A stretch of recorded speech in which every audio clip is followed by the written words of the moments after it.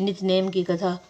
दो माँ बेटी थी, वह रोजाना नित्यनेम की कहानी कहा करती। उसकी बेटी ने कहा, माँ मैं नित्यनेम की कहानी कहूँगी। माँ ने कहा, बेटी तेरी कहानी ससुराल में कौन सुनेगा। उसने जिद की और नित्यनेम की कहानी कहने लगी।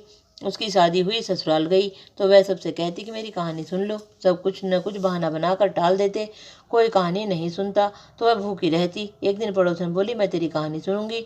वह आती, कहानी सुनती तो वो खा लेती। एक दिन ननद ने अपनी माँ से कहा कि माँ, भाभी पड़ोसन के कहने पर तो खाना खा लेती है और हम कहते हैं तो नहीं खाती। माँ ने कहा, उससे मना कर देना। उसने कहा, अच्छा। लड़की ने पड़ोसन से मना किया तो पड़ोसन ने अपने पति से कहा कि उसकी बेटी मना करती है। पति ने कहा कि उसकी माँ मना करे तो मत जाना। अगले दिन सास ने मना कर दी तो पड़ोसन नहीं आई।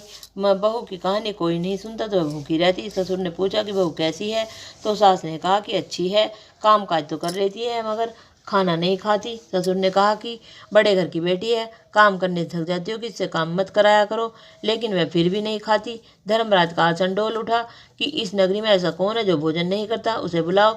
शौक से विमान आया तो सास बोली, मैं चलूं। तो बहू ने कहा, तुम्हें तो बहुत काम था, मेरी कहानी सुनने का समय नहीं था।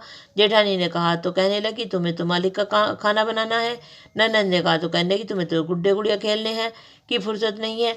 पड़ोसन बोली कि मैं चलूं तो बोली कि हाँ तुम चलो, तुमने ही मेरी कहानी नित्यनेम की कहानी सुनी है। वह अपने मालिक के पास गई। मालिक बोला कि तू तो बड़ी भाग्यवान है जो जीते जी स्वर्ग जा रही है, मरकर तो सभी जाते हैं। वह भी गई।